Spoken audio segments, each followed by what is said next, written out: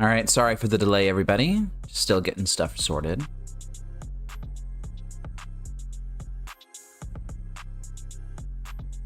So I wanted to try something a little bit different today. I have been playing Lantern Control a decent chunk of time, and I enjoy the play patterns of it. I really enjoy being able to set up a lock and take people out of the game entirely. But it's kind of hostile playing a bunch of artifacts right now. And I have always had a soft spot for Enchantress. If you go digging around in my Mox field, you might find that I have some Enchantress decks for the Penny Dreadful format, which have been very nice to play. I've really enjoyed playing those. And you'll see that a lot of the decks, the cards in this deck are actually pretty cheap. We've got 0.03 ticks here. We've got 0.02 ticks here. We've got 0.02 ticks here. You know, that they're all in that Penny Dreadful range for sure. The only exceptions for this are really the 𝗟𝗓𝗩𝗘, which is a new inclusion, the Green Sun's Zenith, and the Sanctum Weaver. And of course, all of the lands. None of the lands are particularly cheap. Well, I guess some of the lands are kind of cheap, but you get what I'm saying. This is a really inexpensive deck, and it still has some of that functionality that you would expect from Enchantress. We have a mana engine in Sanctum Weaver and hopefully Jukai Naturalist. We've got the consistency provided by Green Sun's Zenith, and we got a ton of enchantments. So every single creature in here is also an enchantment, and all of the enchantments are enchantments.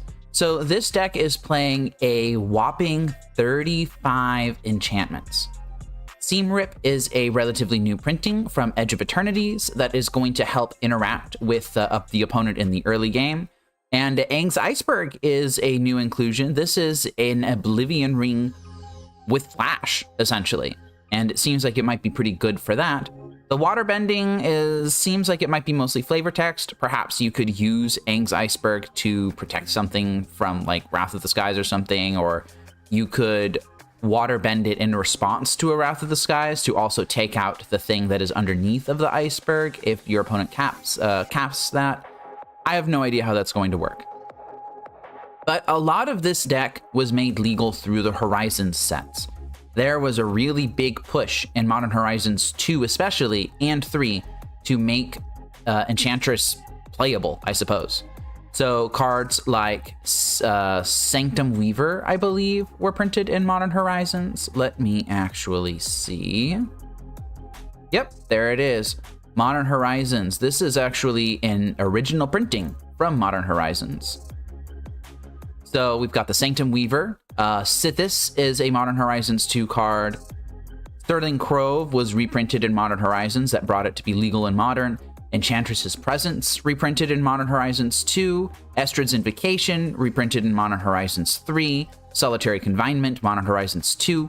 Like, a decent chunk of this deck, and the engine of this deck, the Sanctum Weavers for mana, the Sithis, and the Enchantress's Presence for card draw, these are Modern Horizons cards.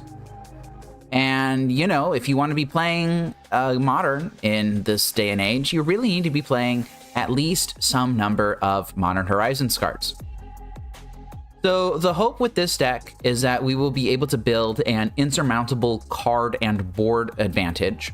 We'll be able to use Solitary Confinement to keep us safe for a little bit, and eventually just kill the opponent with a ton of stuff from Destiny Spinner. And if that doesn't work, then I suppose we have other ways we might be able to win the game, like Hall of Heliod's Generosity, keeping us from decking out. And if they just can't answer Solitary Confinement plus double Sterling Grove, then we win. That would be fantastic if we got a win like that today. I'm not sure how well that's going to work. The mana base is a little bit interesting. I ping-ponged between several different builds of this deck. I was playing a Scion of Draco, Leyline of the Guildpact deck that just kind of seemed like bad zoo to me. I believe there was a video released by Aspiring Spike in that sort of realm. I watched that. I tried it out for myself. I didn't really like the play patterns of it. If I'm going to be playing Enchantress, I'm going to try and lock the board down instead of using it as like an aggro engine, if that makes sense. I tried Leyline Binding in a lot of other different configurations. I tried adding Triomes. That just didn't really seem good. Like, I've got a Spara's HQ in here. I don't know if that's going to be good either. I kind of just settled on having a consistent mana base and trying to get my mana engine going in other ways. I'm hoping that Jukai Naturalist will help with that. A lot of these enchantments are 3-drops. Aang's Iceberg, the Enchantress's Presence, Estrid's Invocation, Out of Time, Solitary Confinement, and even Spark Rupture in the sideboard. These are all 3 mana enchantments.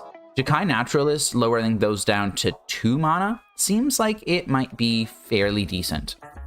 This deck will have a curve problem, and I want to try and avoid that as much as possible. So I think I'm going to enjoy this style of deck. I enjoyed it when I was playing Penny Dreadful, that's for sure. And I'm going to run it through an actual Modern League and see how that goes.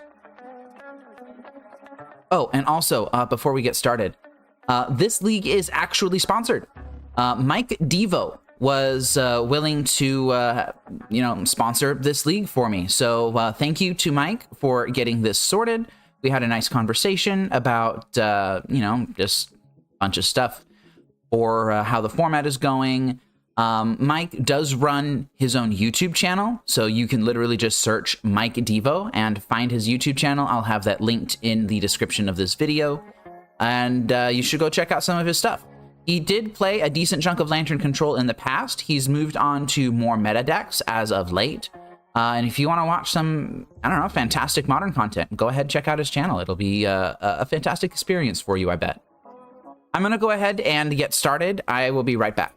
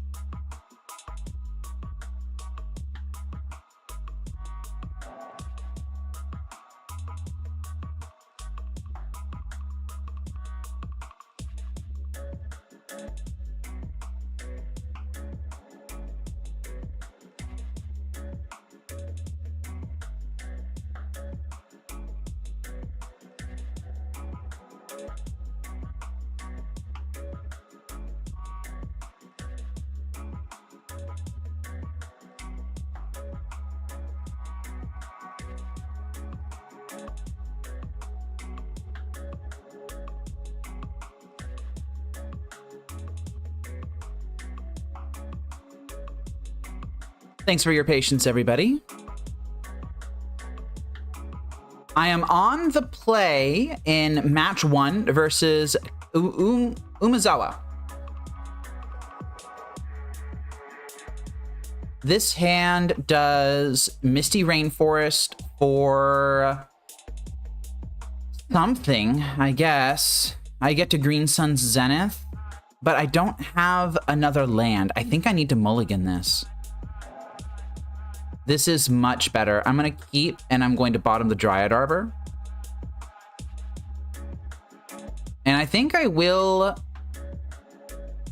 actually lead on Green Sun Zenith, actually. So I will get my breeding pool, pay the 2 life, and I'm going to Zenith for that Dryad Arbor that I just bottomed.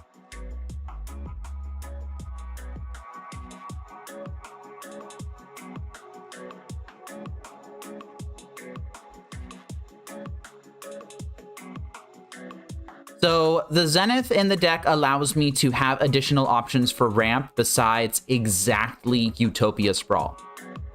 I was really looking for additional ramp options, and the Zenith package just seemed like that was it. Perhaps my opponent will simply drop an Ocelot Pride or something. If they have a bolt, then they'll bolt the bird. They did not bolt the bird. Okay, so I have a couple of options here. I actually cannot drop that Jukai Naturalist, so I need to go into probably Lush Portico here, actually. Yeah, I'll keep the Seam Rip, that's fine. And I will drop Sanctum Weaver. I think if they attack with this Ragavan, then I'm just going to take it. I'm not going to block with the Weaver.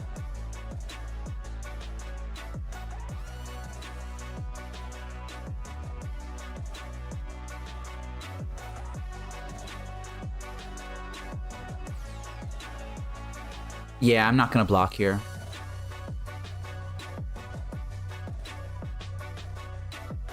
So they did take that Seam Rip. Maybe I should have thought about that when I was surveilling with the Lush Portico, huh? Because now they can Seam Rip my Sanctum Weaver.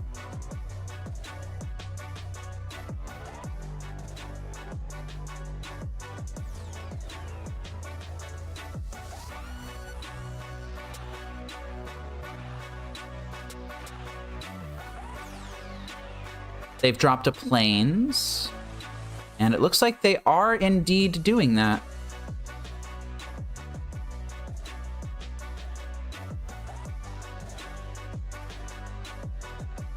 Probably should have bottomed the Seam Rip then, huh? Or surveilled it. Oh, and they're discharging my Dryad Arbor. Okay, so they are on some sort of energy build here. Ocelot Pride has now also fallen down, or been cast, I suppose.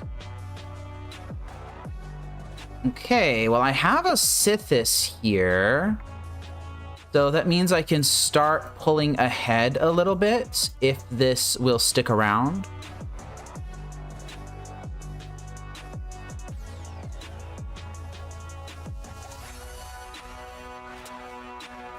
They've used a removal spell already. Maybe they won't have another one.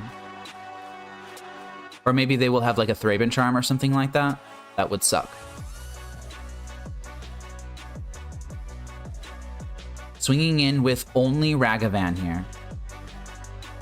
Yeah, I'm not going to trade.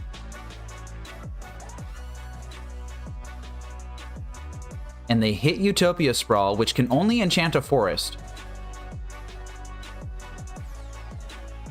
But that is the sort of card that I really would have liked to have. I suppose here, what I would really love is a white-producing land.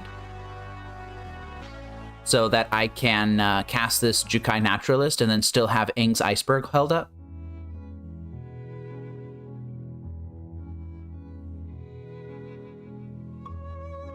Oh boy, is this Flage? Oh, it's just Blood Moon. Oh, it's Blood Moon. All right, sure. I have a couple of outs to Blood Moon, but not many. I need to be ripping basically basic planes right now. Oh man, that Solitary Confinement would have been really good too. Oh boy. Yeah, there's nothing I can do here. I'm just underneath the Blood Moon. I was very greedy with my fetches with this breeding pool. If I had just grabbed basic forest, well, I still would have been in trouble even if I had grabbed basic forest.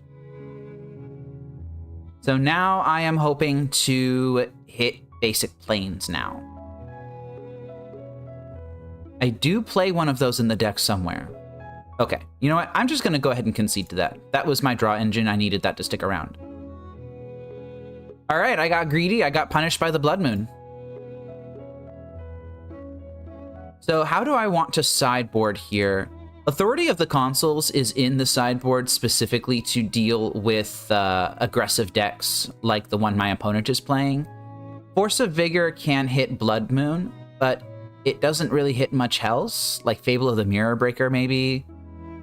I don't think I'm going to be bringing in Force of Vigors for Blood Moon alone. What do I want to side out? Seam Rip is really good. Destiny Spinner is possibly less good. Do I think that they're going to have Wrath of the Skies? Wrath of the Skies would suck. I'm not sure they will, though. I could cut the blue and just go straight green-white, and that would make my mana better. I think I'm going to try that for now and see what happens.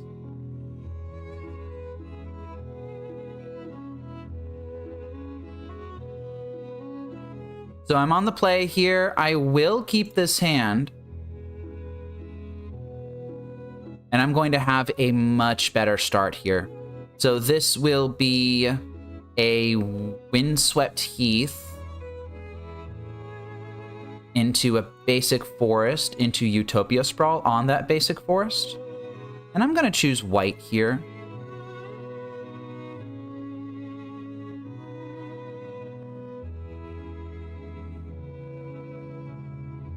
Now, the one problem this hand has is that it just doesn't have much gas. The Enchantress's presence will hopefully help me out with that, but I will need to cycle into some stuff. That's Ocelot Pride. I'm going to be taking some hits from that. Oh, that is a Solitary Confinement. That is very good for me. I only play one of those. Go ahead and find that basic plains and play this Enchantress's presence.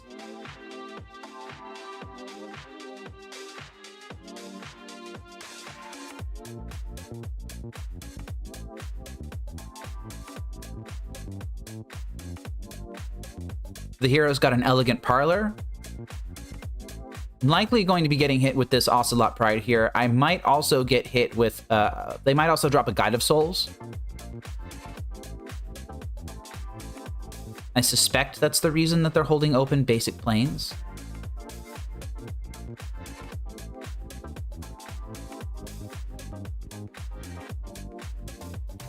Nope, they just got tear. Sure. Well, that sucks. I do have a seam rip now. So I could go Dryad Arbor and just seam rip the Ocelot Pride.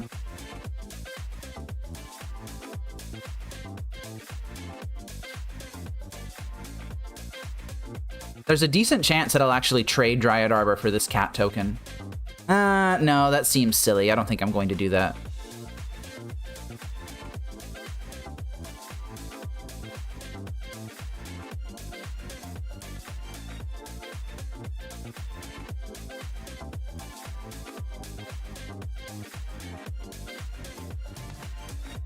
They're hasting something in.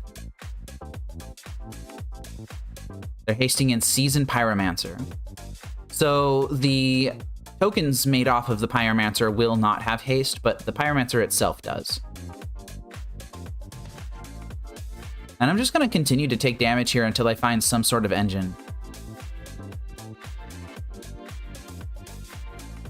I'm going to continue to hold back Dryad Arbor, I think.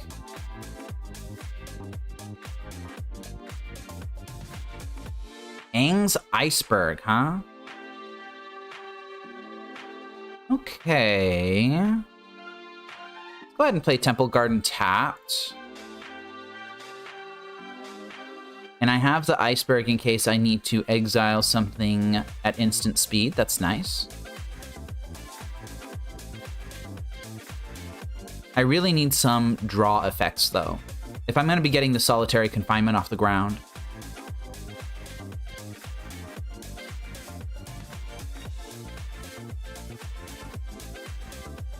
I wish this Nykthos was actually another Hall of Heliod's Generosity, because I could put the Enchantress's Presence on top of my deck and just guarantee to draw that. I'm going to continue to take a small amount of damage here just to save all of my options.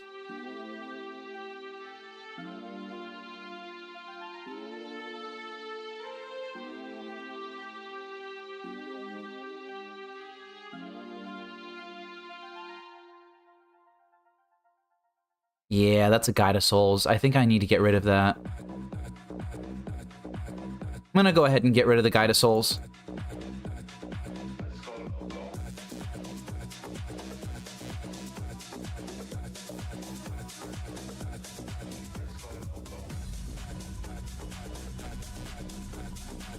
The Scry 2 on this might actually be useful.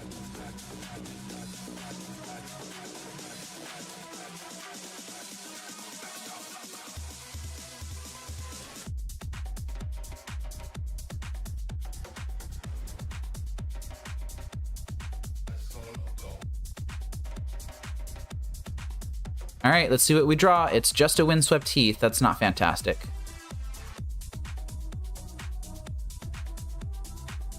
I think it might be time for me to trade off this Dryad Arbor.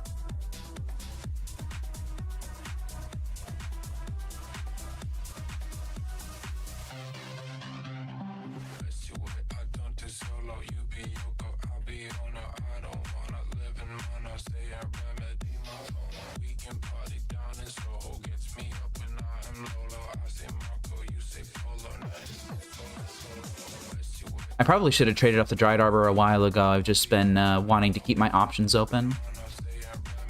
But I've taken a little bit of damage that I didn't need to take because of it.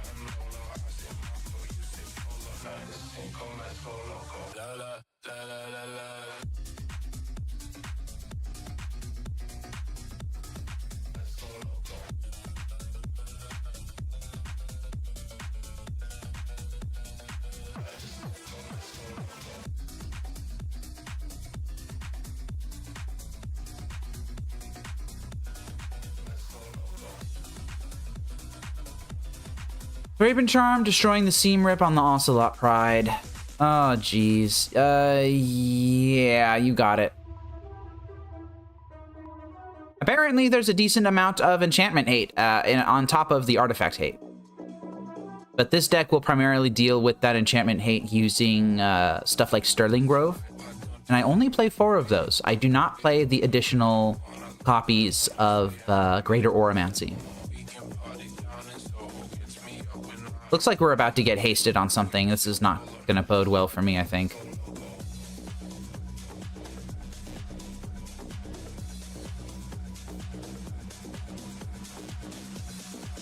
Yeah, this is not going to bode well for me.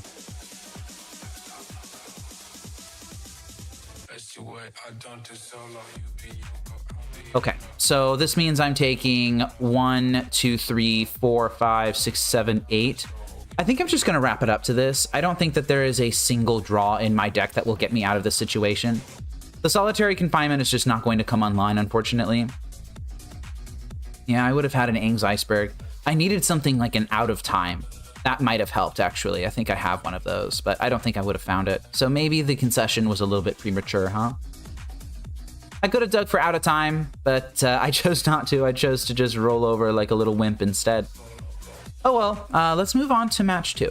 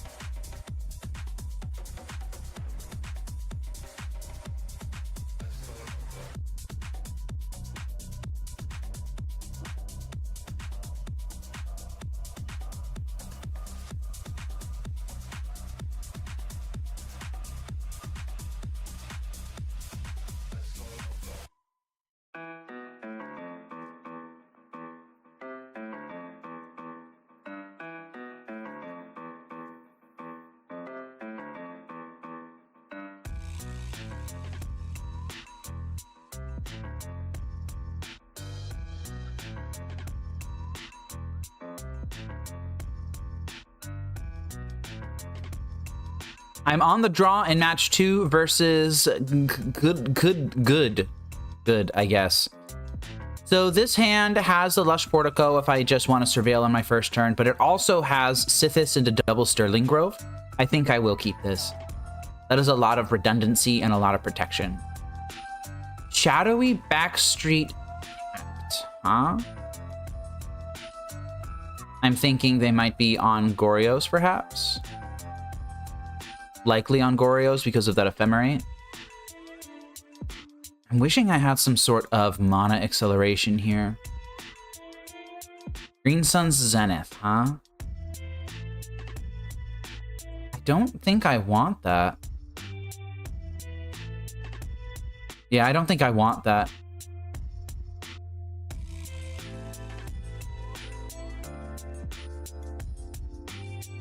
Let's see if the hero here can interact with my hand somehow, or perhaps like dump a monster into the graveyard.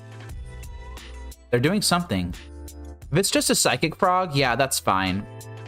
I don't even think I'm going to be Seam Ripping that right away. I have 2 Seam Rips though.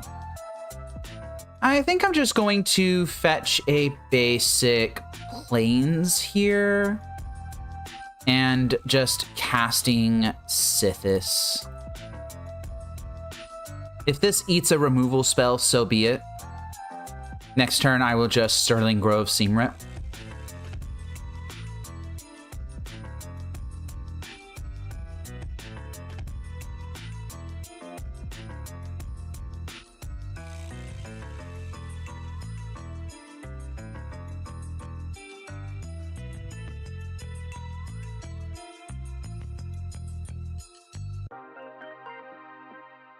They are Thoughtseizing me. This hand is really good against Thoughtseize, actually. They really needed to Thoughtseize me last turn, I think. Now, they could still go discard an Atraxa and then Goryo's it back this turn if they wanted to.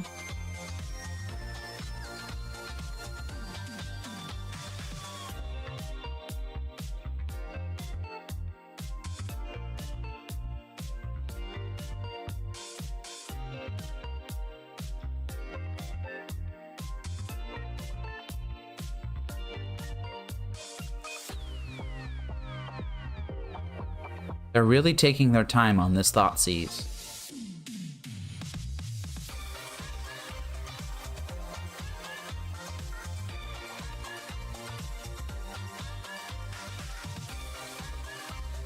And they decided to take one of the seam rips. That's interesting.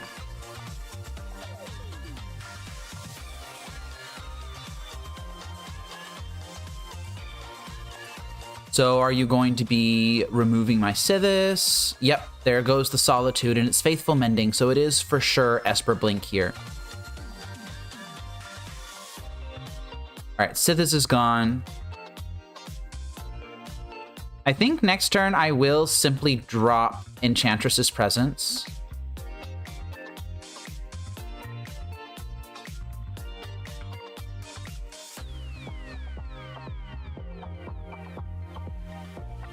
I'm going to take a hit from the Frog. They're going to draw a card. Played a Polluted Delta on their second main and passed back to me. Oh, that's a Sanctum Weaver. I think I am just going to attempt to drop Enchantress's Presence here. I'm going to get basic Forest. Just go ahead and see if this resolves. There it goes.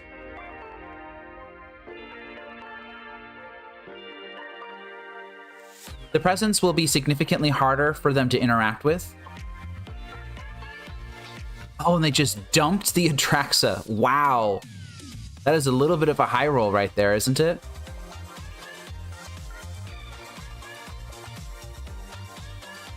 Now, I don't have any Rest in Peace in the main board. I have some in my sideboard, though.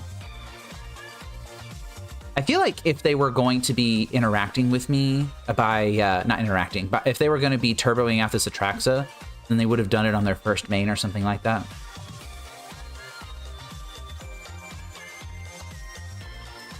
Wow, March of Otherworldly Light with the Atraxa getting exiled. I am bleeding them out of cards very slowly here.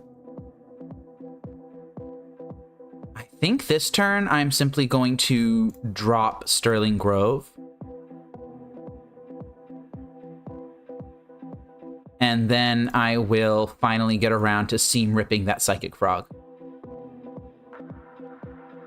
There we go, that's fine. Nope, they're going to ephemerate their Psychic Frog. Okay, well that just negated my seam rip, I suppose.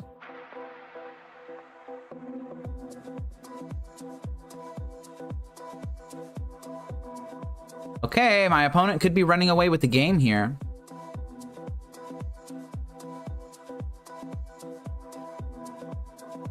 They've only got 2 cards in hand, but if at any point they find a Goryo's Vengeance, I'm going to be pretty cooked.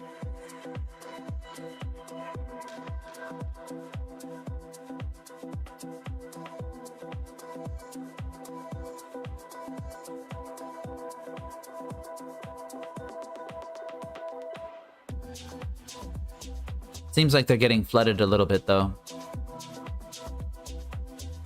We might be seeing like a hardcast Solitude in our future. Or maybe they just have Goryo's Vengeance and Ephemerate as their last cards in hand. Or they could just have Quantum Riddler. That's disgusting. Casually draws them 2 cards, plus the 3rd card in the Quantum Riddler itself. Very close to Ancestral Recall there.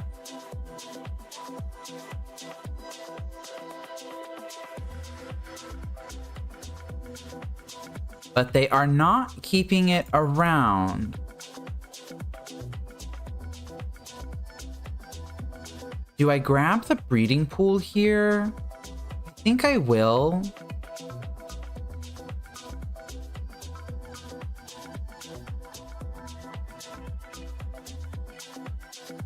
Yeah, I just took a natural draw there. Okay, this Windswept Heath is pretty decent. I am going to drop Sterling Grove into Sanctum Weaver now. This will get my stuff pretty well protected, actually. But now I have no hand.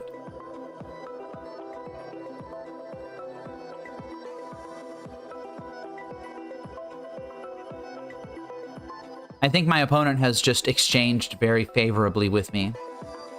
They've got the March of Otherworldly Light. Oh, and here's the Atraxa. All right, here we go. Here we go. They're just doing something that's more powerful than what I'm doing. They're going to get a ton of cards in hand. including a Force of Negation, it looks like. Nope. Flooded Strand, Grizzlebrand, and Goryo's Vengeance. Oh, they're just gonna combo kill me here. All right, sure. So they can Goryo's Vengeance back the Grizzlebrand now. And that's actually exactly lethal, I think. Yeah, I'll go ahead and concede to that. That was a pretty good rip from them. So they interacted with me pretty favorably a couple of times. I was trying to get the cards off of these Sterling Groves instead of putting them down early to protect my presences. I think that might have been the incorrect play. And I will make adjustments to that play pattern going forward, I think. So this is definitely a rest in peace test of talents type of matchup. Gonna go ahead and bring those in. What do I want to take out? I think Out of Time can come out of the deck. I think Solitary Confinement can probably stay in. They might have a hard time dealing with that sort of lock. Seam Rips are not particularly strong. I think I want to keep in the Aang's Iceberg. Estrid's Invocation can stay in the deck. Do I really want to get rid of Seam Rip, though? That's just one of my better things to be doing. I've got a lot of 2-mana creatures. I could be getting rid of some of those. If I am bringing in Rest in Peace Test of Talents, maybe I would want to take out, I don't know, these Jukai Naturalists. I don't know about that. I think Sterling Groves need to stay in. I could take out Estrid's Invocation. I've been taking that out a lot. Maybe it's just because I'm not willing to test it out. No, I need to keep the Estrid's Invocation in. I'm going to take out Seam Rip, because the only thing that Seam Rip hits is Psychic Frog.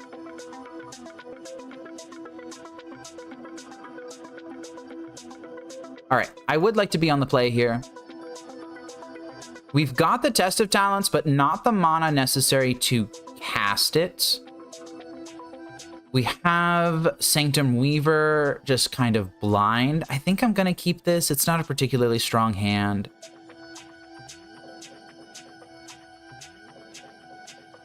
The heroes mulligan to 6 here. That's very good for me. They've mulliganed to 5. Okay, maybe we've got a shot at this game then. Just maybe. Sucks to have the Green Sun Zenith with the Dryad Arbor already in hand, though.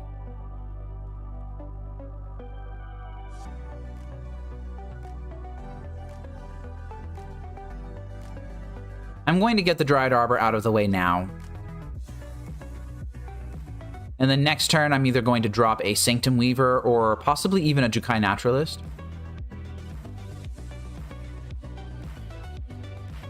Destiny Spinner could be interesting. It doesn't actually discount any of my stuff. It just makes the stuff uncounterable. I'm definitely shocking this in. It's just a matter of what I want to cast right now. So Sanctum Weaver gives me a slightly more explosive turn next turn, where I could do Jukai Naturalist into, I don't know, something.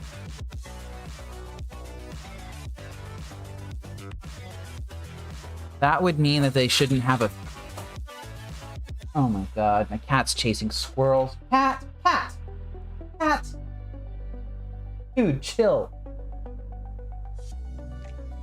Oh, I lost my train of thought. Where was I? So I could go Jukai Naturalist into Sanctum Weaver. Or no, I could go Sanctum Weaver into Jukai Naturalist Destiny Spinner next turn. I don't think I can Enchantress's Presence. If they had the Fatal Push, I believe they would have used it already on the Dryad Arbor, because I just kind of hung that out there, you know? I want to insulate against Fatal Push, just in case they, like, top deck it. I guess Sanctum Weaver would be the best way to do that, because I don't have much going on as far as mana's concerned right now.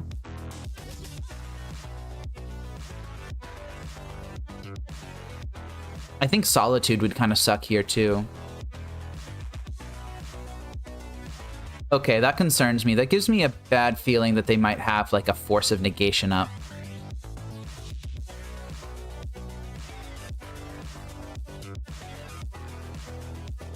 All right, they just fetched a Meticulous Archive, and they pinned an Atraxa off of it again. Oh boy, I can't catch a break. Are they just gonna Goryo's me now? They might be Goryosing me. Watery Grave, Shocked In, Blue-Black, Psychic Frog. Oh, thank goodness it's just a Psychic Frog. Okay, I found Asparo's HQ. I'm gonna play that tapped. And I think I actually might play Jukai Naturalist here. Although I could just Raw Dog an Enchantress's Presence. I could just Raw Dog an Enchantress's Presence. If I did that, then all of my other stuff would cantrip, assuming I could hold it open. And assuming it doesn't get hit by a Force of Negation, which it didn't, that's great.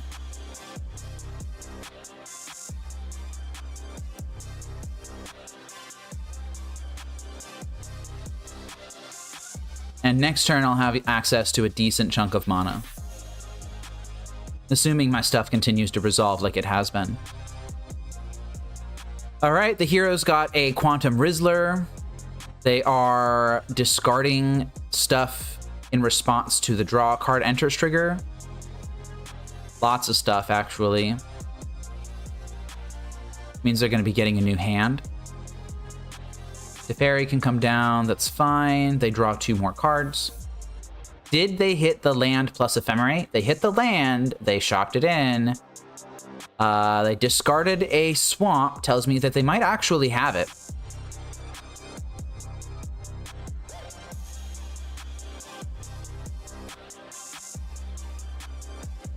They drew 2 more cards.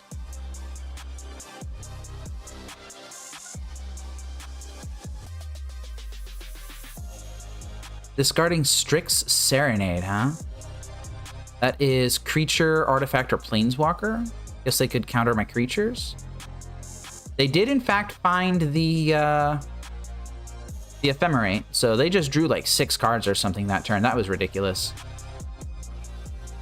Okay, so I need to start digging for outs to this problem because I think I am actually currently dead on board. And it starts with the Jukai Naturalist, I think. That's just going to give me so much mana.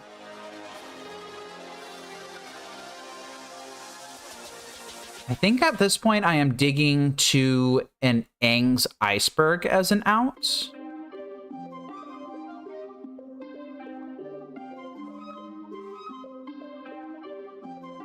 Gonna go ahead and fetch here. These Test of Talents are not really looking good.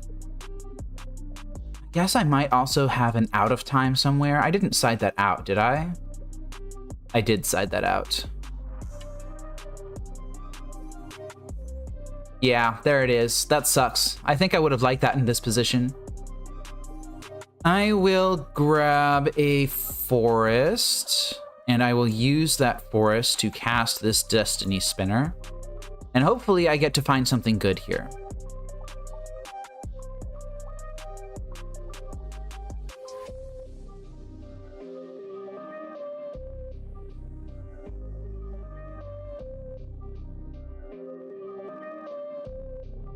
And I drew a Green Sun Zenith. What does that mean? That means I'm pretty much just deterministically dead.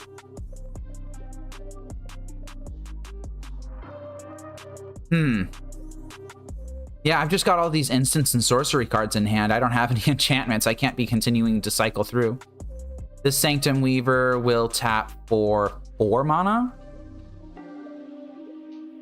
Ah, if only Green Sun Zenith could, like, find enchantments out of my deck. That's what this is missing, I think, is just a straight-up tutor. Trying to think about what I could do here. I could make Sparrow's HQ into a 4/4. And then do nothing with it and die, because my opponent will just discard, like, 2 cards out of their hand and then make Psychic Frog half flying, and then there's just nothing I can do about it. Green Sun's Zenith cannot find something like a Bright Glass Gear Hulk because I don't have that in my list. I think I'm pretty much just dead. I'm going to make my opponent have the line, but I'm pretty much just dead here. Jukai Naturalist has lifelink and could gain me a little bit of life, but I don't think that would matter if it even could attack here. Not gonna lie, Enchantress is much better in Penny Dreadful than it is in this format.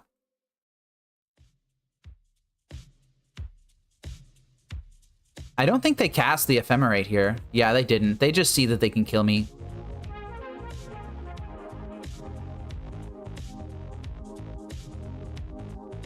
Yet they're still casting spells.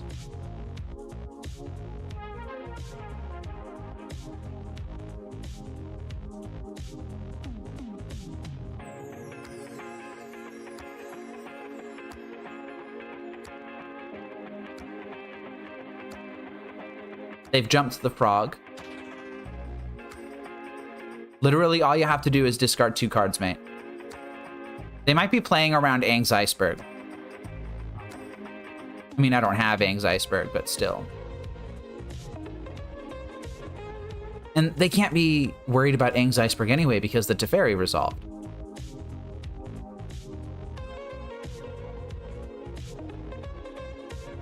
Bouncing the Enchantress's presence. Drawing 2 more cards. And discarding. Okay, I'll go ahead and concede to that. They found the line. They were just insulating themselves a little bit more, churning through their deck a little bit more than just, you know, dumping 2 cards and swinging in would do. But they still got there.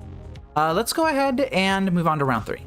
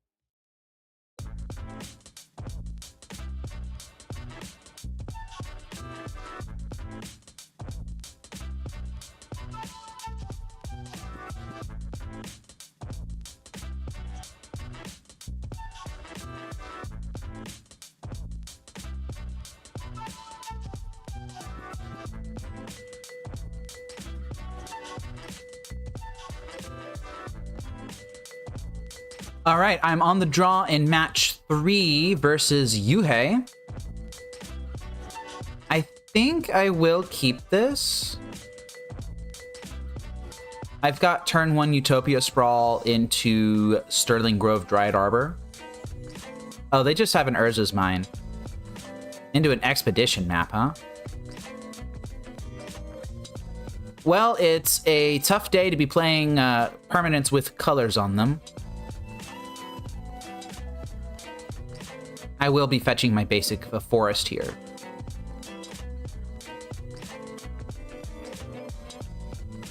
Okay, let's name white.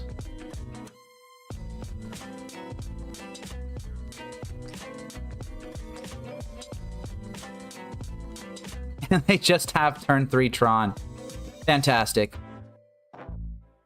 So that means it's Ugin Eye of the Storms that they could have. I'm going to be getting hit with that basically ASAP.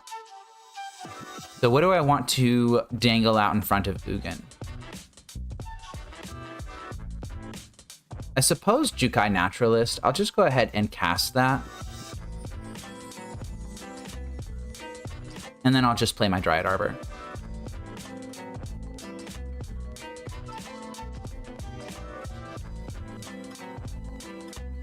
They found an Urza's power plant.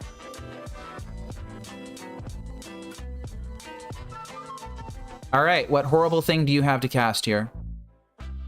Karn the Great Creator.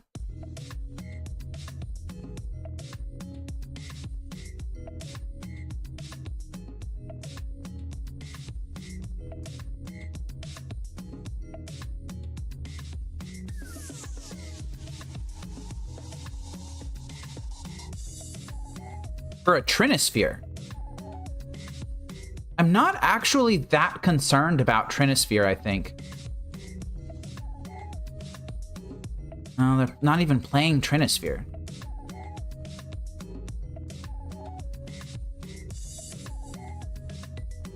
Do they just, like, tap wrong or something? Oh, they got a Dismember. All right, yeah, that's fair.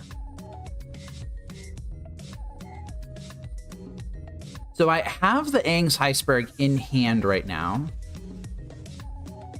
And I have another one. That's great. I think I might just give the Karn a little love tap. And then possibly just play like a Destiny Spinner.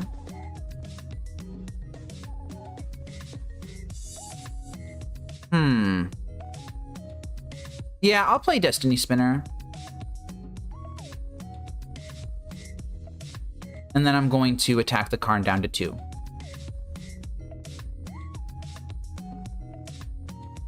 Now they can stand up their Mind Stone if they want to. I don't know how relevant that's going to be. Another tower, huh? Yeah, they gave up their Karn immediately. For an Extinguisher Battleship, jeez. Alright, that's fine. They're going to wipe out my land. They're going to wipe out all of my stuff, and I'm going to be left with just basic forest. Into Trinisphere. And suddenly I need lands. That's a Seam Rip. That's not helpful.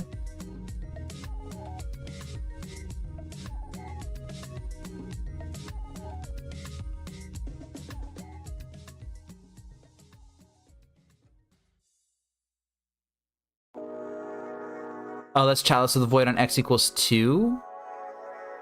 I actually might be able to get around that. I'm going to see if I can get around that. Let's go ahead and fetch up the Lush Portico, try to dig ourselves into another land here.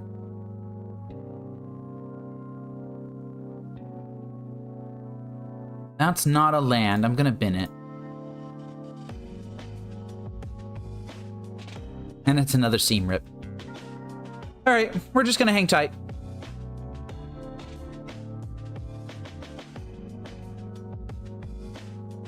Clearly, the opponent here has the advantage, but I'm not actually technically dead yet.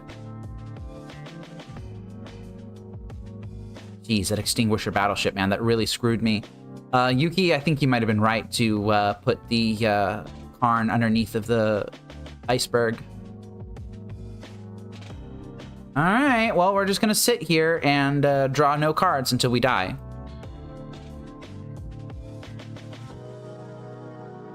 Draw no lands, I mean.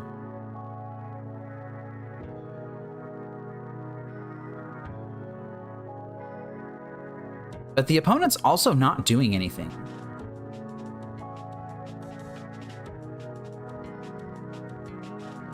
Okay, I have 22 lands in this deck. I should be drawing something, right? Eventually. There's a Flooded Strand. That's great.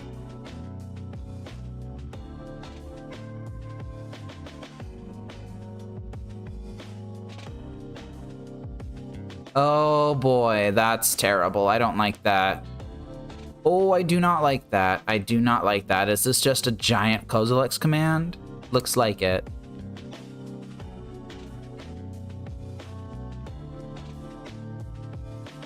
X equals 16, so they will look at the top third of their deck. More than a third. Yep, you got it.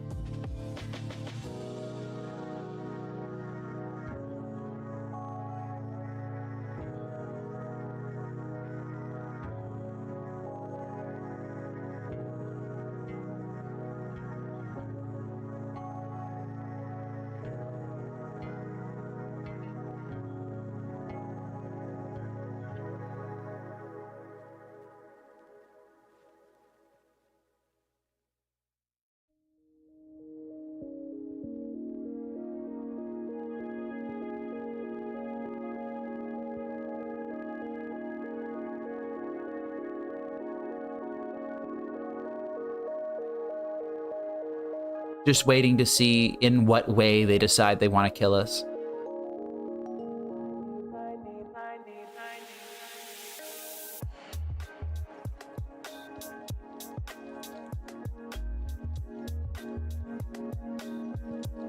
Three top and 13 bottom. They've got another round of something going.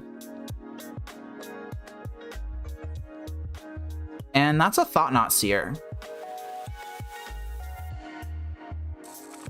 Do I want to interact with this? I think in response, I'm going to be fetching and probably getting rid of the Chalice of the Void.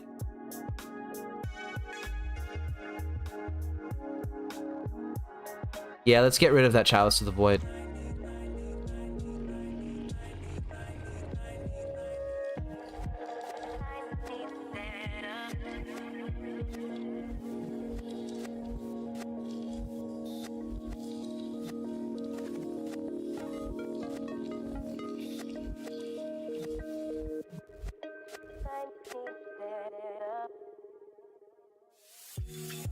Okay, do your worst.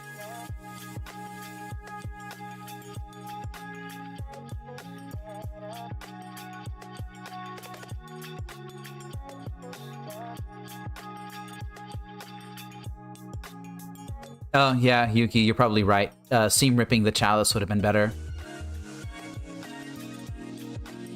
I'm not certain it matters right now.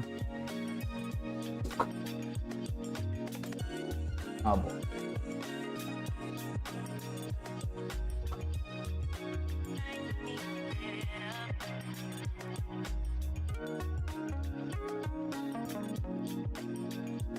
Yep, that's what I was afraid of. Ugin of the Storms, it would not have mattered.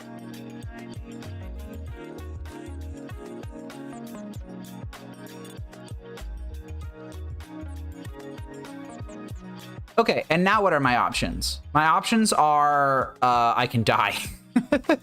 Those are my options. Haven't taken a single game so far. I was hoping I'd be able to take at least one game versus something. But it's really appearing that this deck just it does not respect the rules of engagement of Modern, and it just doesn't adhere to the power level required to play. I think the best I can do in this matchup is bring in Force of Vigors and side out the Seam Rips. I'm not even sure what I'm supposed to be doing here, right? Like, what's my goal? What am I trying to do? I could try and hide underneath a Solitary Confinement with double...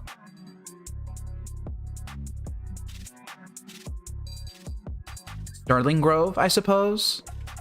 I don't know how good that is. This hand doesn't have green mana in it. I can't keep this. This one does, but it's got nothing else. Ugh. Jeez. This is just not fun. I'm not having a good time doing this. I think I have to keep it. I'm gonna bottom... Lush Portico, I guess. Fetch that off the Windswept Heath. Like, the power level's just not there. I feel like I mean, I said in the deck tech that this is all, a lot of these cards are legal in Penny Dreadful, and I feel like I'm playing a Penny Dreadful deck versus a Modern deck. It's just not, it's not good.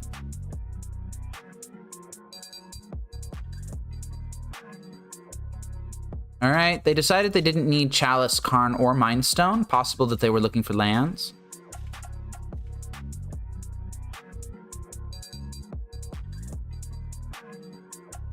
I am going to grab that Lush Portico. Surveilling away that Nykthos. I really don't need lands right now. And I find lands anyway. What am I supposed to do here, huh? Breeding Pool, I guess. Getting Sterling Grove down now is how I start to insulate against their removal. But I need to find another Sterling Grove.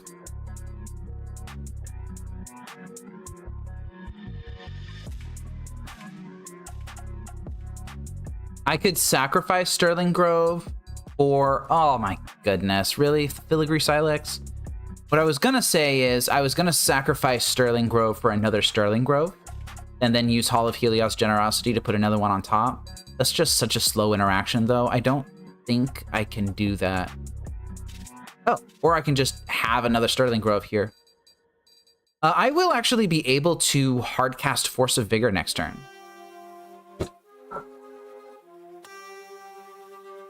Oh boy. So I think I will play Temple Garden tapped, and then drop Sterling Grove number 2. That was basically the best possible thing that I could have happen to me, was drawing that Sterling Grove, I think. Because now all of my stuff has Shroud.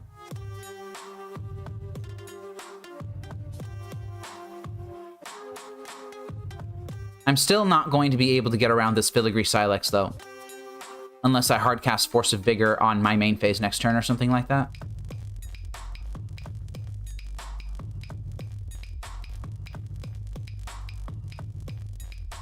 Okay, they are Kozilek's commanding for 2.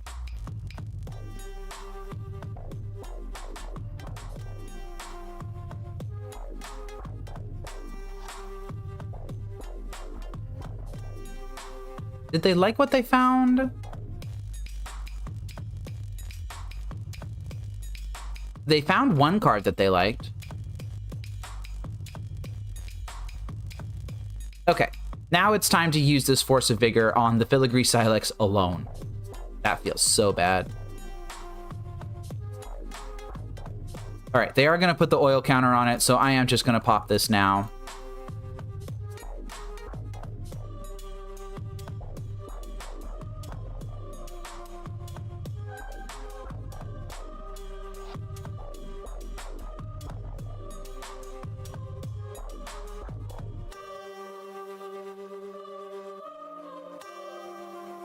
It's their turn 4, and they haven't done much.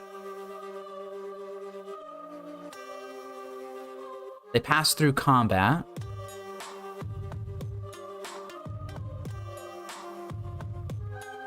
They got 6 cards in their hand. Like, what are we doing here?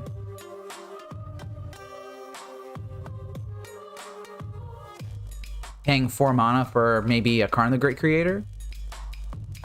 Nope, Chalice on 2. Okay.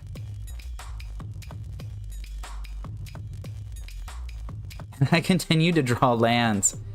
Maybe I should not have upped the land count in this deck. I was just thinking, like, hitting land drops is a really good way to be playing your spells. But I have been drawing a lot of lands. I have been drawing a lot of lands.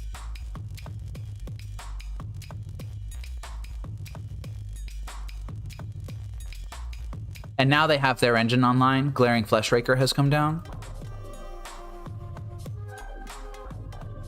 I am going to fetch with this Misty Rainforest.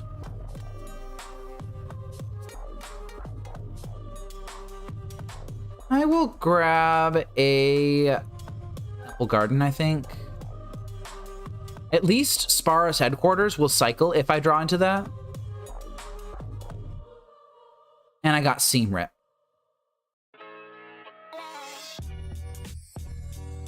I don't need to cast that right now, but I also don't want to make myself vulnerable to Thought-Knot Seer.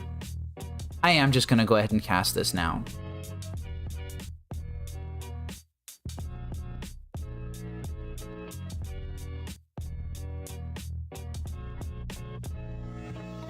Take out that Chalice.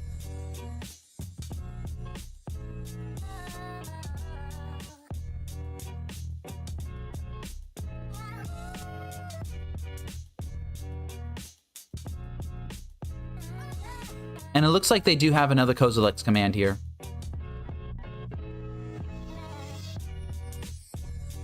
Yeah, you got it. There's nothing I can do about this.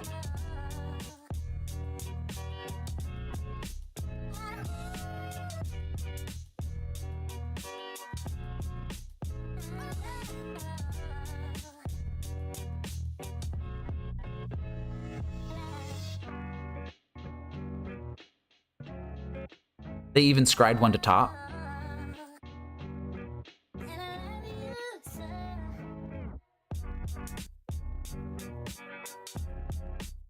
Devourer of Destiny finally will not have any legal targets.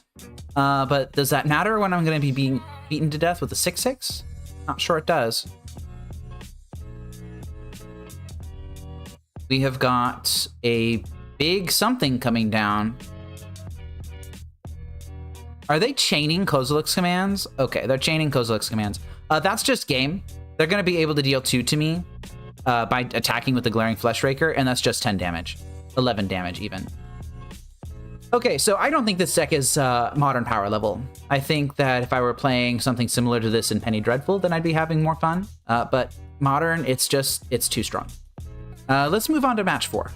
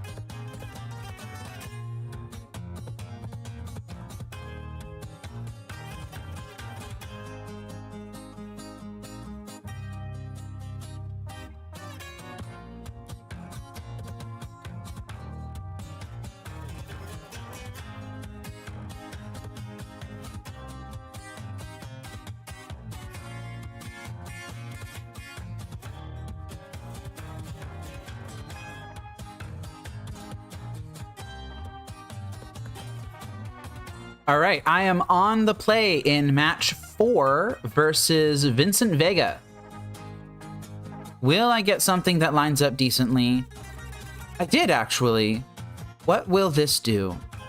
This will be turn 1 Zenith into turn 2 Enchantress's Presence, into turn 3, like, stuff. I'm going to keep this. I could take a lot of different lines based off of what I think my opponent is doing.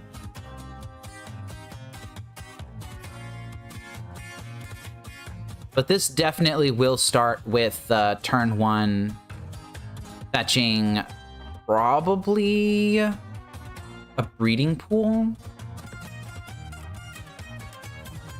into Green Sun Zenith for 1. Or for 0, I suppose.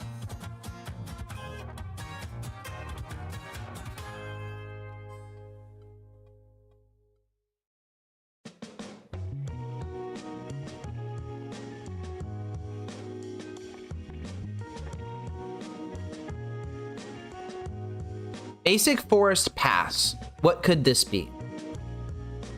This could be Brood Scale, I suppose. That is an Aang's Iceberg, huh? Interesting.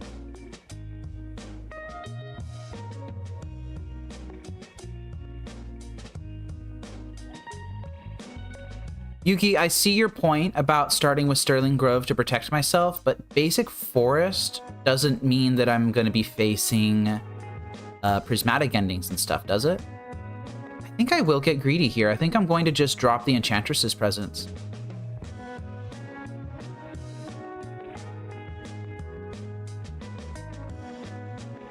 Swinging for the fences. Let's see if it works. Yeah, that was an F6.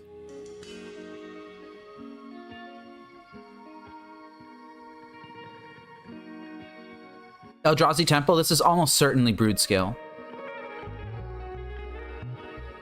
Yeah, here's the Brood Scale. It's going to be coming up. Glaring Fleshraker is in their pick. Grove of the Burn Billows is played in Brood Scale. That means that I want to be holding open Aang's Iceberg, I think. Let's see if I can even afford to do that. I can, actually, I believe. I guess I don't have to hold it open right away, right?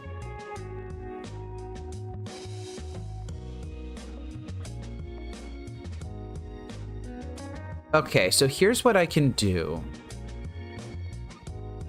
I can play out Jukai Naturalist. No, I can tap Dryad Arbor, play Utopia Sprawl on my breeding pool,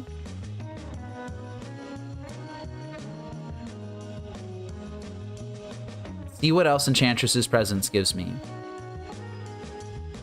Yeah, that's a Seam Rip. I'm going to keep that on green.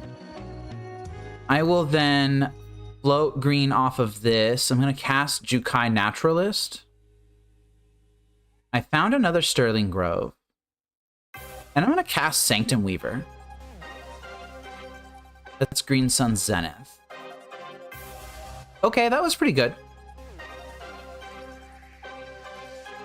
Next turn, I'll have double Sterling Grove. And I can even hold open Aang's Iceberg.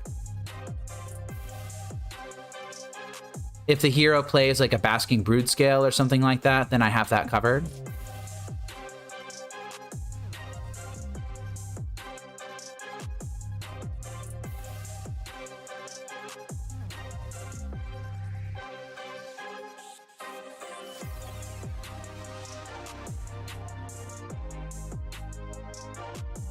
They chose to pick up the Horizon Canopy off of that Rumble. Maybe they're just running low on lands or something like that.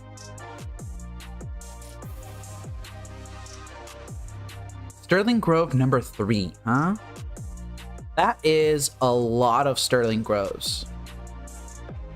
I think I'm down for it, though. I think I want the Sterling Groves. Go ahead and cast one of them.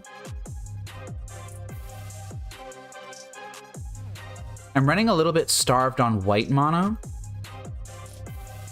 Would love to see some of that. Gonna go ahead and cast a Destiny Spinner now. So this is pretty good. Do I get greedy and start disrespecting things by tapping my Sanctum Weaver? I don't think so. I think my hand is doing just fine. I think I'm going to continue to just hold open Aang's Iceberg.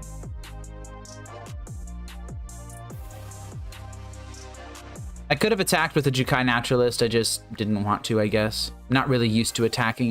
That's not the kind of stuff that I like to do, I suppose.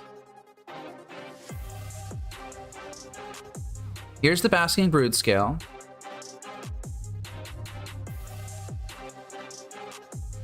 And there's the Blade of the Blood Chief.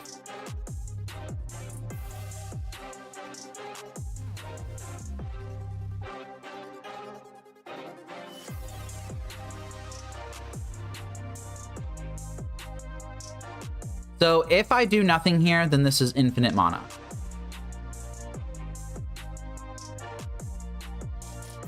But there's an equip on the stack right now. So I need to figure out what I need to play around.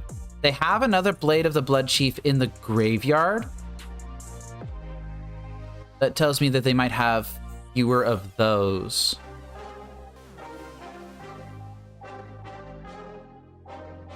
They have the means to cast Basking Broodscale and equip this turn if they need to, if they have it in hand. They also have the means to cast another Blade of the Bloodchief and equip this turn if they need to. But if they cast a Basking Broodscale and equip, then they will not have the ability to get the chain started. But if they have another Blade of the Bloodchief in hand, then they can. So that means that I'm going to be going after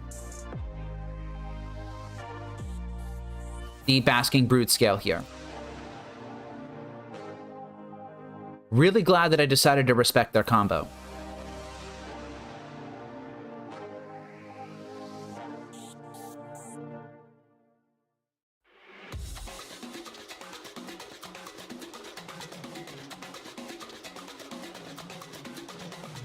I will go after the Basking Broodscale.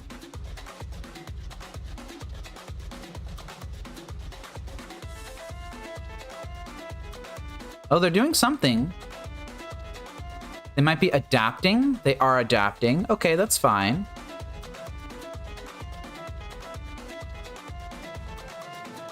So this means that they cannot combo this turn.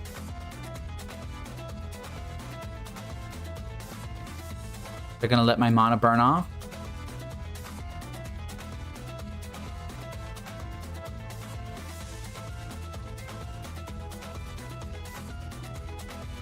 All right, that was really good. I'm glad that I chose that option. Glad I decided to hold my stuff up. Oh boy, but now I need to find a way to actually start winning the game, I think. I'm gonna cast this Destiny. No, I need to cast Sithis right now. Yeah, it's time to cast Sithis. Really start going crazy with this stuff. Another Sithis, that's good. And I think here I actually will tap the Sanctum Weaver. I'm gonna tap it for white. I have a lot of white cards in hand. Sterling Grove can come down.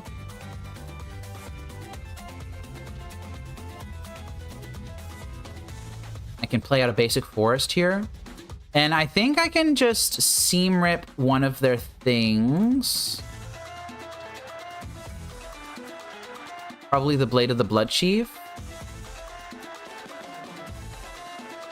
Oh, and they just concede. They conceded the match, very interestingly. I feel like I could have played more against them, but they didn't want to. A win is a win, especially when we're behind like this.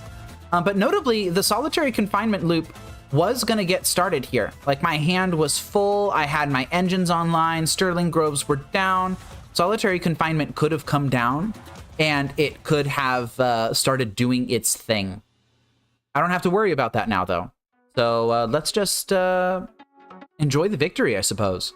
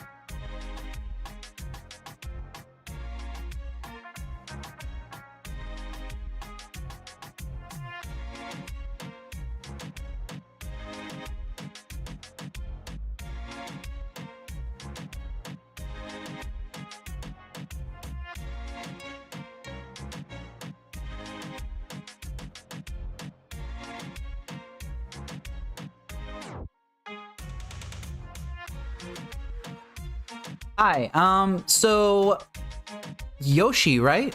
I would recommend starting with a traditional Lantern build. There is a link to the Lantern Control Discord server in the description of this live stream. Go there and take a look at the deck list tab. You're going to find some traditional lists. I would recommend something from either myself, Thinker, Maple, or 𝗟𝗓𝗩𝗘. Any one of those 4 people, we've been playing Lantern for a decent chunk of time, and we usually have pretty solid lists. If you are looking for something a little more spicy, you might try my Blood Moon list, which was featured in a video that I released a while back. Or you could also try 𝗟𝗓𝗪's Dark Side list, which is floating around in the Discord somewhere. Highly recommend that you take a look at the Discord server. There's a lot of good resources in there for you. And I will be playing Lantern in Modern for realsies next week, I think.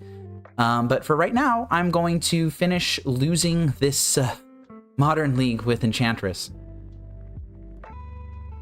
I am on the play in match 5 versus 𝗟𝗓𝗪𝗘. I think I've played against them before. I don't remember what they were playing, though.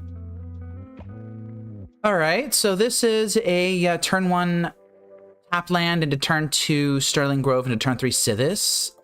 It's pretty much the best that this deck can produce. I'm going to keep it.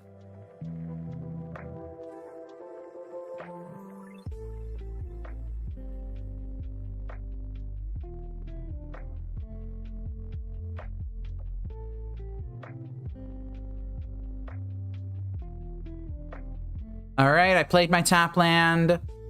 The hero has got a Raucous Theater. That's interesting. They kept on top. Out of fear of getting my creature removed, I think I will indeed lead on the Sterling Grove. Let's go ahead and grab basic forest off of this. Play that Sterling Grove now.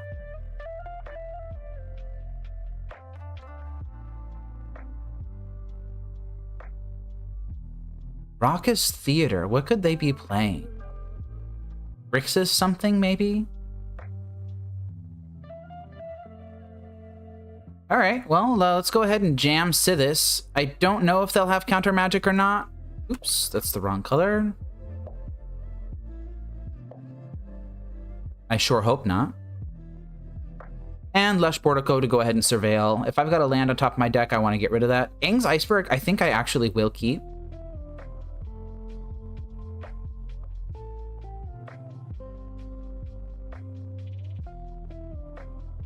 Basic Swamp, huh? Into an Orcish Bowmasters.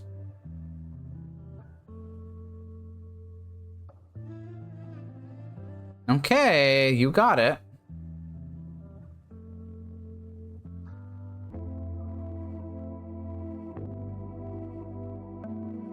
Oh, they're playing the mono black fleet, the Phoenix Fleet airship deck, I think. Although Vampire Hexmage is pretty interesting. Would love to find an Out of Time. I think that would be pretty fantastic for me. I'm not going to go ahead and attack into this. I'm just going to stay back here. Out of Time would be good. I think finding a Solitary Confinement would be pretty good, too.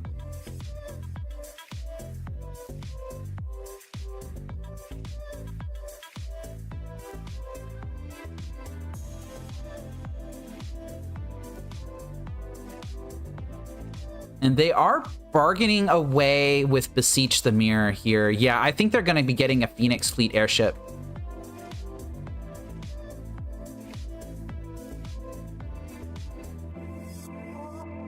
Nope, it's a culling ritual. Well, how do I want to respond to this? I have another 𝗟𝗓𝗪 in hand. I think I'm going to fetch basic plains here.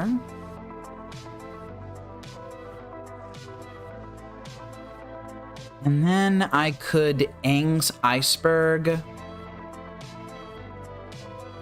Oh, you know what I could do? I could simply 𝗟𝗡𝗩𝗘 away my Sterling Grove. I don't know how good that is. So how do I maximize the effect on this? 𝗟𝗡𝗩𝗘 will not be hit by this culling ritual, but their entire board is going to get hit. So I could simply just allow this to resolve. Maybe I could Sterling Grove for another Sterling Grove. Yeah, I think I will do that. I think I'm going to Sterling Grove for another Sterling Grove. I don't think I'm going to reveal that 𝗟𝗡𝗩𝗘 quite yet.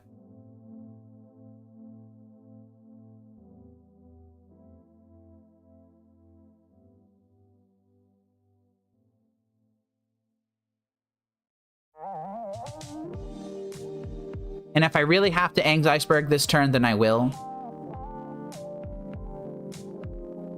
Because they still got 4 black mana here, see? Let's just see what they drop.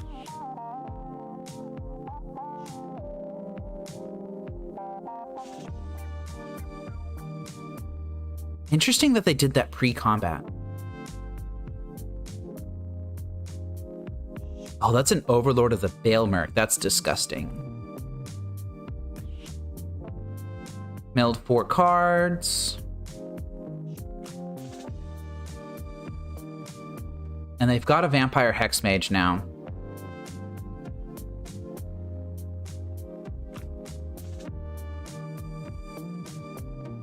They're not firing it off immediately.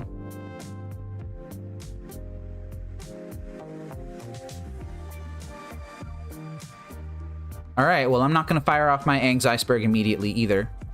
Go ahead and shock in this breeding pool. And I think... this is really tricky. I can lead on Sithis, and then 𝗟𝗡𝗩𝗘 would allow me to draw a card.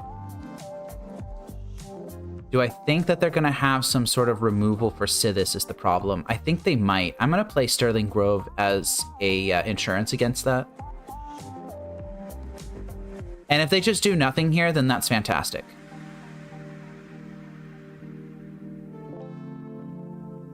No, they are going to do that. So I'm going to have to respond.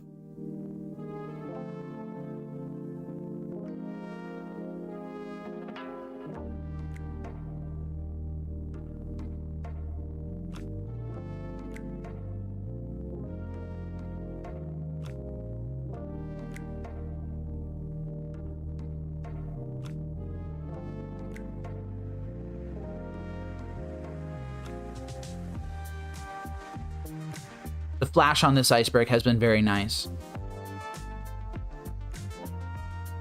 Notably, it was possible that it is correct to... It didn't go after... Oh, I see. I see. I need to actually click on it. So it is giving me the choice between the treasure and the overlord. Notably, I've got 5 lands into play. If this iceberg was a leyline binding instead, it's entirely possible that I would have been able to Sterling Grove into Sithis, into leyline binding. Here's the Phoenix Fleet airship. Oh, let's just... Oh, no, they... I see. So they did sacrifice something here. Okay, so this can be Sithis into Estrid's Invocation. And I will start to get that engine online.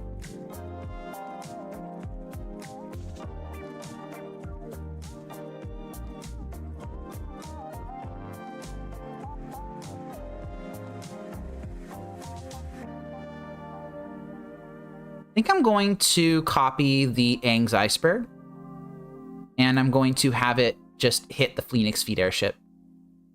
I can start blinking those copies out of play. Eventually, I'll also be able to cast this other 𝗟𝗡𝗪𝗪 in my hand, and that will get rid of the original Phoenix Fleet airship. Oh yeah, I don't have an artifact or creature card in hand, sorry. It's just another iceberg.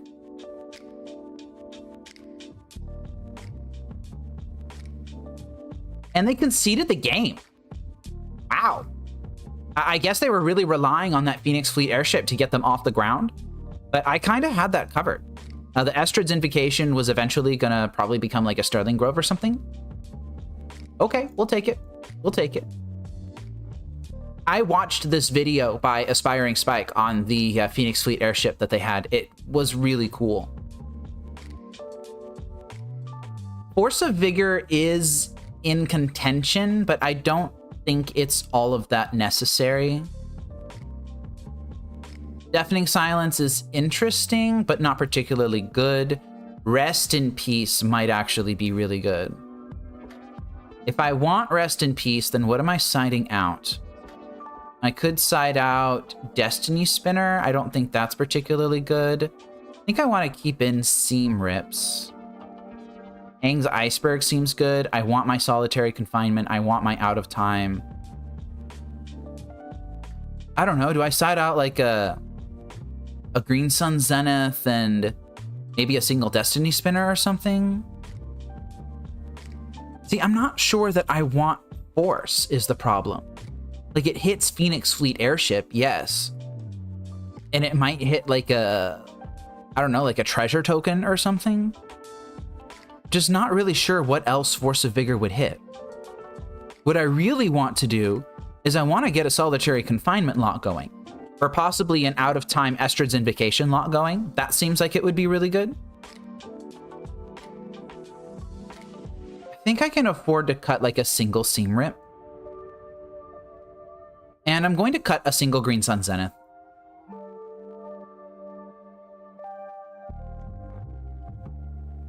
I don't know how good this is going to be. Oh yeah, you're right. The forces will hit the overlords. Maybe that would be good enough then.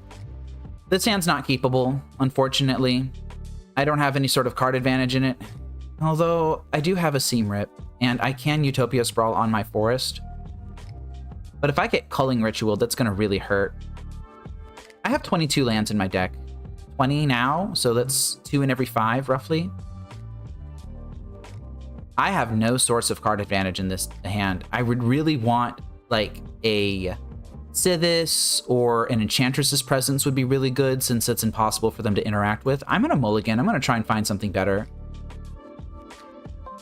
And I got a little bit rewarded here. I will keep this. And I'm going to bottom probably the second Utopia Sprawl.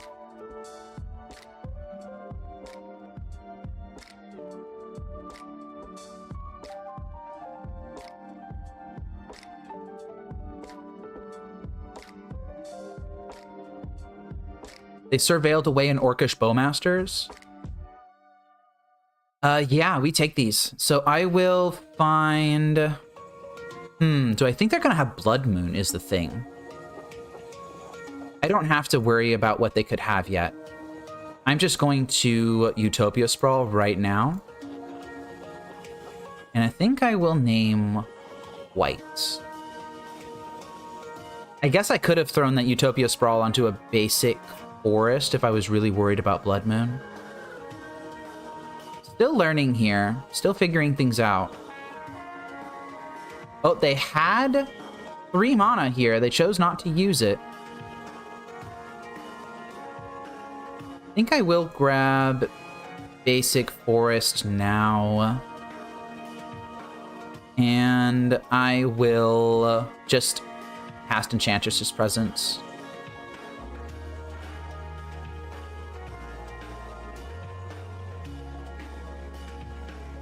And then next turn I get to start doing cool stuff. Although now this basic forest doesn't cast the Jukai Naturalist. That's unfortunate.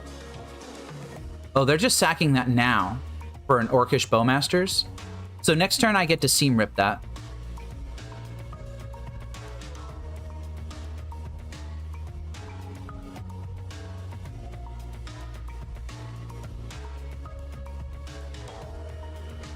Going to take a little bit of a hit here, just a little love tap.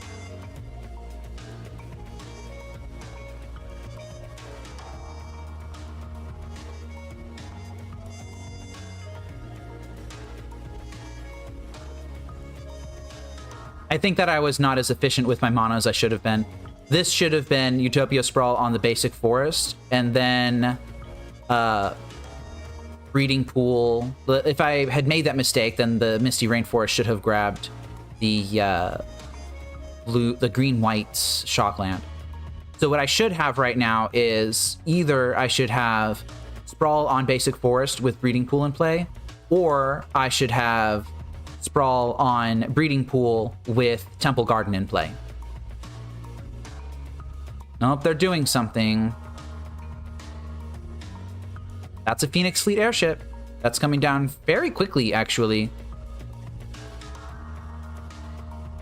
And I have a Utopia Sprawl now, which means that I can now filter one of these greens into white.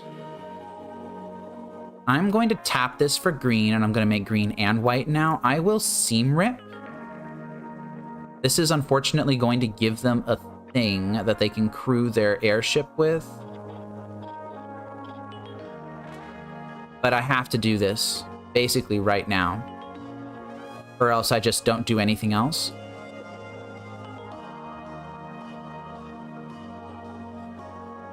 And now how do I want to do this the most efficient way possible?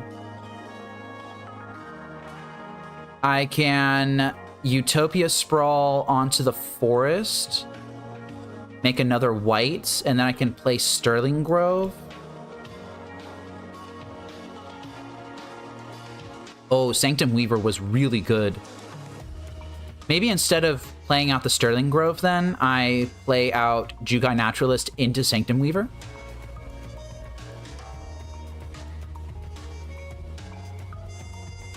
If I wanted to do that, then I would have to fetch down to 10 because of the Flooded Strand. Maybe I should not have played the land then. I'm going to go ahead and fetch Shock.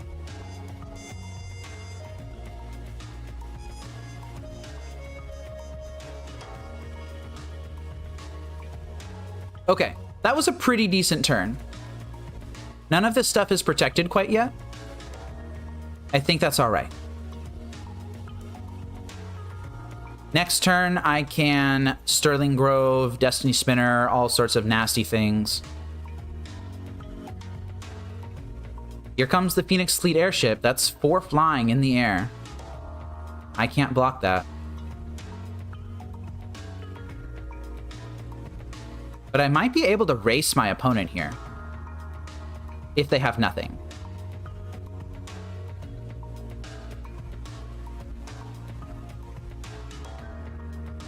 Oh, I don't think they have nothing. Beseech the Mirror? Clean up my entire board? This is going to be a culling ritual, isn't it? Yep, here we go.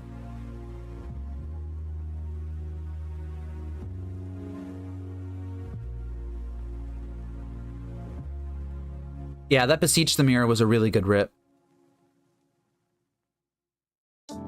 And now I'm just facing down lethal. I'm facing down extra lethal.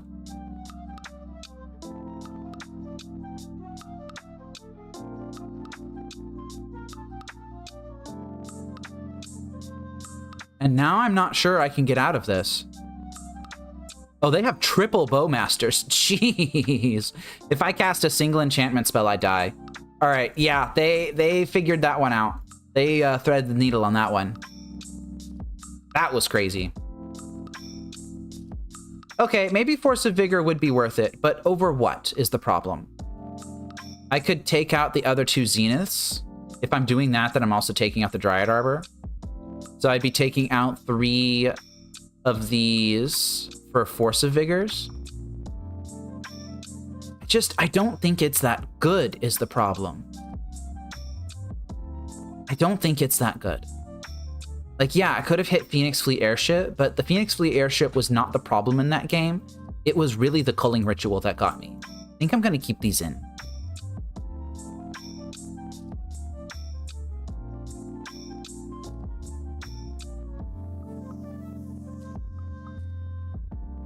All right, I am on the play again. I have a double Sterling Grove hand, but no source of card advantage. I could try digging for card advantage off of this Windswept Heath. I think I will keep this. The 𝗟𝗟𝗡 helps, the Aang's Iceberg helps me stay alive. It's not pretty, but I'm not sure that I should be mulling a hand that's got the interaction it has, like this.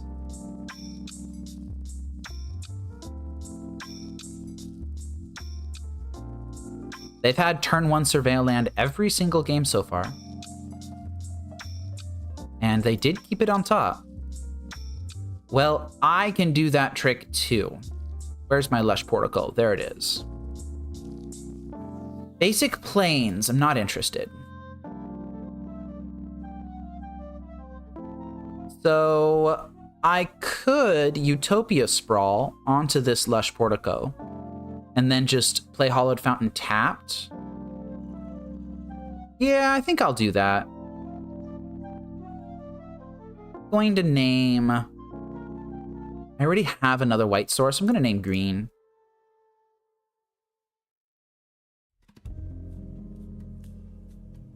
And then next turn, I can Sterling Grove 𝗟𝗟𝗡 if I want to.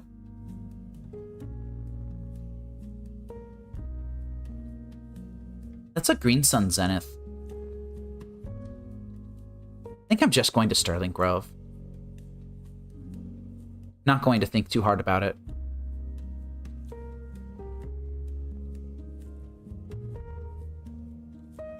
Play Hall of Heliod's Generosity and pass turn.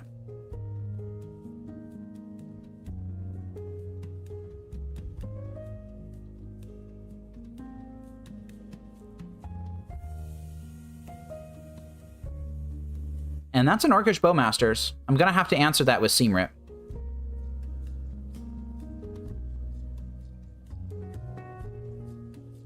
Oh, they have a Phyrexian Tower. That's not good. They could get started with the airship now.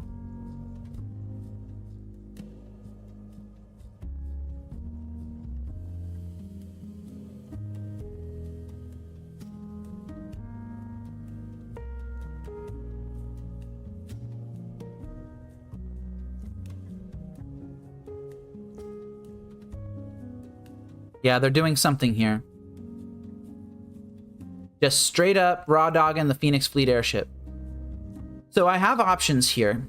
I could attempt to find a thing of some sort, like perhaps a solitary confinement off of this Sterling Grove by popping it right now. I think I need to be doing better than that. I think I can take a little bit of damage while I wait for something to materialize here.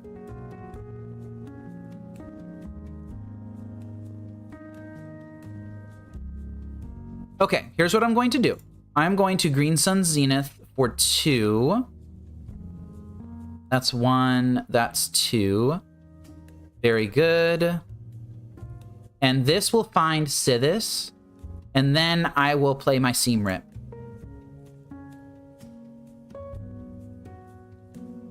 That's solitary confinement. That's fantastic.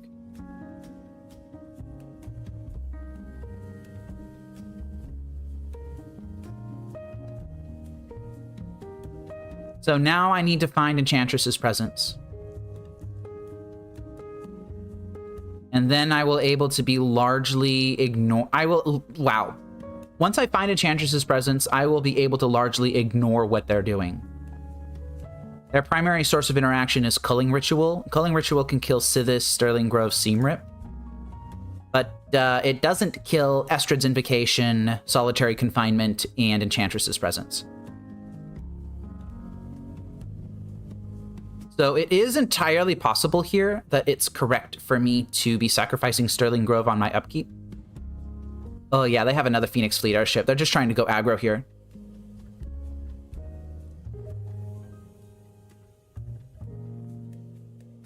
Yeah, you got 6 of those now. That escalated very quickly. Okay, let me think.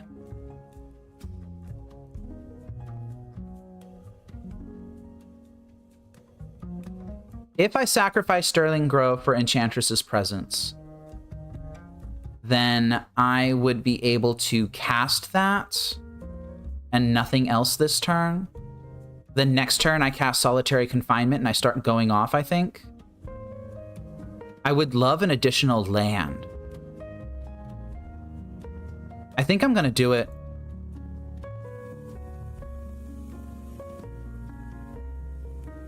Enchantress is present. Get on top of the deck.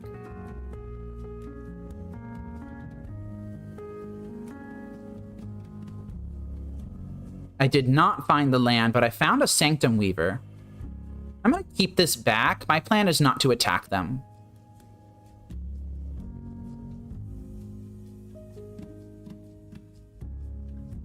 Greedy Freebooter will be able to crew 1 airship. And that's what they're doing.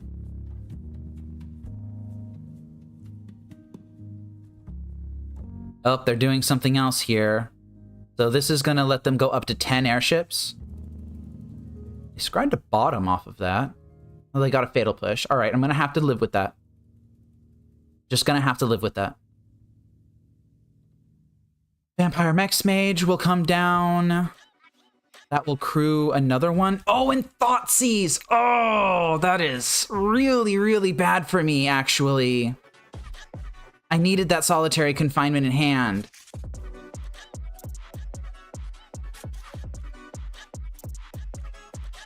I was getting that set up. I'm not going to be able to get that set up now. Yeah, Solitary Confinement is gone. That Thoughtseize won them the game. Now what am I going to do?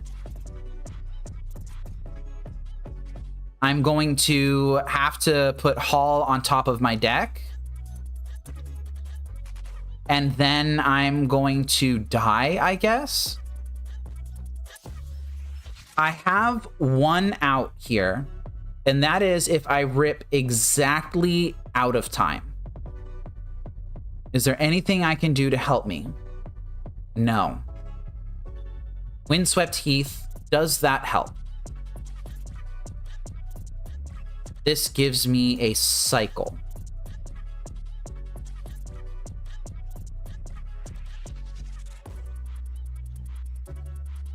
I need double white here.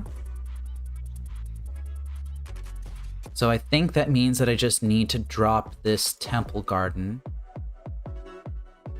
And then Sanctum Weaver needs to come down, and it needs to hit exactly out of time. Or I could do Sterling Grove, actually. Yeah, I'm gonna do Sterling Grove. Yeah, I can still do Sterling Grove and still have double white. Okay, that's great. So white, green, let's do Sterling Grove. Cycle that into out of time.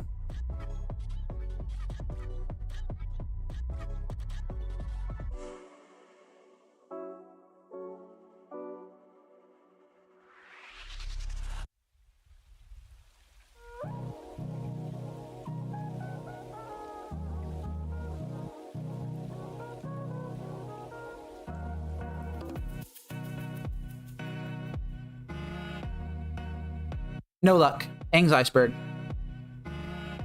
So I'm dead. I'm facing just an incredible amount of pressure here. This is just not going to work. That Thoughtseize won my opponent the game. That is so unfortunate. I would have been able to do something if they hadn't done that. But they took the only interaction that I had. Or the only way out of the situation that I had. And that was enough to win them the match. Okay, let's go ahead and wrap up.